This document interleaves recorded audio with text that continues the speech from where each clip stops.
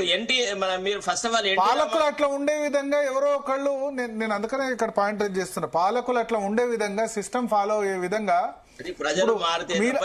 మీలాంటి వాళ్ళో లేకపోతే ఇంకొకరు నాకు అనిపించింది నిన్న ఏంటంటే, మనం ఎప్పటికీ కేటీఆర్ గురించి మాట్లాడుతున్నాం, హరీష్ రావు గురించి మాట్లాడుతాం, కానీ అసలు హోమ్ మినిస్టర్లు ఎవరు మన 10 సంవత్సరాలని చాలాసేపు ఆలోచిస్తే నాయన నరసింహారెడ్డి ఫస్ట్ టర్మ్ లో, సెకండ్ టర్మ్ లో మహమూద్ అలానే గుర్తొచ్చింది. అంతకుముందు హోమ్ మినిస్టర్ ఎవరంటే సబితా ఇందారెడ్డి, ఓకే. అంతకుముందు జగన్ టైంలో ఎవరంటే మేకతోటి సుచరిత, తానేటి వత్త. పేపర్లలో వాళ్ళని అపాయింట్ చేసిన తర్వాత దళిత మహిళకు సుచరితకు హోమ్ మినిస్ట్రీ, ఆ తర్వాత మళ్ళా దళిత మహిళకు తానేటి వనిత. పవర్ ఏమో వాళ్ళ చేతిలో ఉండదు. ఇక్కడ మైనారిటీకి హోమ్ మినిస్టర్, పవర్ ఏమో వాళ్ళ చేతిలో ఉండదు. ఈ రేవంత్ రెడ్డి అయితే ఆ మాత్రం ఆ పదవి కూడా ఎవరికి ఇవ్వలే హోమ్ మినిస్ట్రీ. 2 సంవత్సరాలు అయింది హోమ్ మినిస్టర్ లేని స్టేట్, అంతేనా? సో ఇట్లా సిస్టమ్, ఇట్లా రాజకీయ నాయకులు అన్ని పార్టీల వాళ్ళు ఇట్లా చేస్తే కనుక, అంతకుముందు చంద్రబాబు నాయుడు ఏది చినరాజప్పకు కాపు వర్గానికి హోమ్ మినిస్టర్, ఇప్పుడు దళిత మహిళకు హోమ్ మినిస్టర్ అని ఇచ్చేశాడు. కానీ పవర్ నిజంగా వాళ్ళ చేతిలో ఉందా? కనీసం ఎస్ఐసిఏని కూడా ట్రాన్స్ఫర్ చేయలేరు హోమ్ మినిస్టర్లు. మీకు ఒక విషయం, ఎస్ఐసిఏనేమో ఎస్పీలు వాళ్ళు లేకపోతే ఐజీలు ట్రాన్స్ఫర్ చేస్తారు, ఐపీఎస్ఎల్నేమో ముఖ్యమంత్రి చేస్తాడు. ఈ హోమ్ మినిస్టర్ ఉండేందుకు, డీజీపీ ఉండేందుకు కంట్రోల్ లేకపోతే? ఆ డీజీపీ గురించే కదా సుప్రీంకోర్టు ప్రకాష్ సింగ్ కేసులో, నేను ఆ జడ్జిమెంట్ వచ్చేటప్పుడు సుప్రీంకోర్టులో కేసులో ఉన్నా. ప్రకాష్ సింగ్ కేసులో డీజీపీని డైరెక్ట్ గా 2 సంవత్సరాల టర్మ్ ఉండాలి, ప్లస్ దానికి ఒక యూపీఎస్సీకి ప్యానల్ పంపాలని జడ్జిమెంట్ ఇచ్చింది. మరి అటువంటిప్పుడు పోలీస్ వ్యవస్థలో ఇటువంటి సంస్కారం రావాలి కదా. Intelligence chief should report to DGP or home minister, hierarchy ఉండాలి కదా. ఆ సుప్రీంకోర్టు ప్రకాష్ సింగ్ జడ్జిమెంట్ ఇచ్చినప్పుడు నేను ప్రకాష్ సింగ్ ఇంటర్వ్యూ కూడా తీసుకున్నా, ఉత్తరప్రదేశ్ మాజీ చీఫ్ సెక్రటరీ.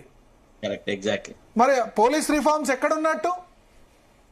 ఒక విషయం సార్, భరత్ గారు, నాకు ఒక 2 నిమిషాలు టైం ఇవ్వాలి, నేను మీకు ఎక్స్ప్లెయిన్ చేస్తాను. ఈ విపరీత ధోరణులను ఇంట్రడ్యూస్ చేసిందే తెలుగుదేశం పార్టీ. ఏంటిది? డమ్మీలను ఎమ్మెల్యేలుగా, అంటే పూర్తి విధేయులుగా. మీకు ఒక విషయం చెప్పాలి సార్, మహబూబ్ నగర్ జిల్లాకి జిల్లా ప్రజా పరిషత్ చైర్మన్ ఎవరిని చేయాలి, ఎవరికి పార్టీ టికెట్ ఇవ్వాలా అంటే ఒక 20 మంది లీడర్లు అందరు వచ్చినారు సార్ ఎన్టీఆర్ దగ్గరికి. వచ్చేసేసి అందరూ మాకు రెడ్లలో బలం ఉందని ఒకడు, మాకు కాపులలో బలం ఉందని ఒకడు, మాకు ముదిరాజులలో బలం ఉంది, అందరూ రామారావు గారికి చెప్పారు. ఆ తర్వాత లాస్ట్ కు వెంకటయ్య అనే వ్యక్తి ఎన్టీ రామారావు కాళ్ళు పట్టుకున్నాడు సార్. ఇది మా కళ్ళ ముందు జరిగిన విషయం. అయితే ఆ వెంకటయ్యను కింద పట్టుకున్న ఆయన ఇట్లా లేవట్టిన తర్వాత నీకు ఎవరి బలం ఉంది వెంకటయ్య అని అడిగిరాడు. మళ్ళోసారి కింద పడ్డాడు, పాదాల మీద పడి, మీ పాదాల మీ పాదాలు తప్ప నాకు ఏ మద్దతు లేదు, మీరే నా మద్దతు అన్నాడు. నేను మా కృష్ణారావు ఇద్దరం అక్కడ ఉంటివి. తర్వాత బయటకు వచ్చిన తర్వాత మా ఇద్దరి మధ్యలో టికెట్ ఎవరికి ఇస్తారంటే నేను అన్నాను వెంకటకి ఇస్తారు, ఈయనకి ఇస్తారా, వెంకటయ్యకి ఇస్తారు, వేరే వాళ్ళకి ఇవ్వరు అన్నా. లేదురా, గంతమంది బలమైన నాయకులు ఉండగా వెంకటయ్యకి ఇస్తారా అని అన్నాడు. మేము ఇద్దరం కొట్లాడుకున్నాం. ఆ తర్వాత ఏమైంది, వెంకటయ్యకి ఇచ్చినారు. అత్యధికమైన మెజారిటీతో వెంకటయ్యనే జిల్లా ప్రజా పరిషత్ చైర్మన్ గా ఎన్నికయ్యారు. సో ఇదే పద్ధతిని తెలుగుదేశం పార్టీ నుంచి వచ్చిన ఉప ప్రోడక్టే కేసీఆర్.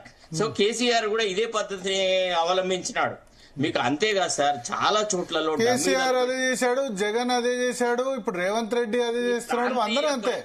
సరే, ప్రాంతీయ పార్టీలు అన్నికింతే. మీరు ఇప్పుడు జాతీయ పార్టీ ఉన్న రాజశేఖర రెడ్డి సమయంలో కూడా మరి సబితా ఇందారెడ్డిని పెట్టి ఫుల్ పవర్స్ ఇవ్వకుండా ప్రజా భద్రతా కమిటీ చైర్మన్ గా కేవీపీని పెట్టాడు. సార్ మీకు ఒక విషయం చెప్పాలి భరత్ గారు, మేము ఆ కాలంలో జర్నలిస్ట్ కాబట్టి మీకు చెప్తున్నాను. ఉట్టిగా కేవలం అది కాంగ్రెస్ పార్టీ నేషనల్ పార్టీ అన్నట్టే గాని రాజశేఖర రెడ్డి గారు ముఖ్యమంత్రి ఉన్నప్పుడు అది కూడా ఇండైరెక్ట్ గా ఒక regional party sir. Rajasekhara Reddy మాటను కాదనే దమ్ము ధైర్యం ఎవడుకున్నా సార్. మొత్తం పాదయాత్ర చేసి ఒక పద్ధతి ప్రకారం. అయితే రాజశేఖర రెడ్డి తానెప్పుడు నియంతృత్వంతో మాట్లాడకపోయాడు. రాజశేఖర రెడ్డిని మొదటిసారి ప్రభుత్వం ఏర్పడేటప్పుడు మా మిత్రుడే ఇంటర్వ్యూ చేశారు. రేపు కాంగ్రెస్ ముఖ్యమంత్రిగా మీరు ఉచిత కరెంటు మీదనే మొదటి సిగ్నేచర్ పెడతారా అని అంటే మీరు తప్పు మాట్లాడుతున్నారు. నేను ముఖ్యమంత్రిని అవుతానని ఎందుకు సమస్యలు సృష్టిస్తున్నారు? ఎన్నికైన లెజిస్లేటర్లు డిసైడ్ చేస్తారు ఎవరు ముఖ్యమంత్రిగా ఉండాలది. అయితే కాంగ్రెస్ ముఖ్యమంత్రి మొదటి సిగ్నేచర్ ఫ్రీ ఎలక్ట్రిసిటీ మీద పెడతాడు అని చాలా వినమ్రతగా చెప్పినాడు. అంటే మన రేవంత్ రెడ్డి లెక్క 10 ఏళ్లు నేనే ముఖ్యమంత్రి ఉంటా అని చెప్పాడు.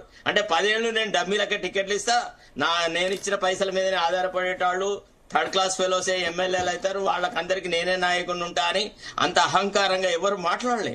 ఇది కాంగ్రెస్ కల్చర్ కాదు, ఇదంతా Telugu Desam culture being introduced into Congress లో యోధులైన మంత్రులు ఉన్నది. మేము ఎంతమంది చూసేవాళ్ళం సార్ నాయకులను. మంత్రులు అంటే వాళ్ళకు మంత్రుల స్థాయి ఉండేది. For example G V Sudhakar Rao అనే ఒక మేజర్ ఇరిగేషన్ మినిస్టర్, ఆయనకు హోమ్ సబ్జెక్ట్ అనేది కాదు, అయినా సరే he wrote a letter to Rajiv Gandhi saying that doctor Chenna Reddy is adopting a wrong strategy in dealing with Naxalites. How can we hold negotiations with somebody who is threatening the people and safety, security అని రాసినాడు.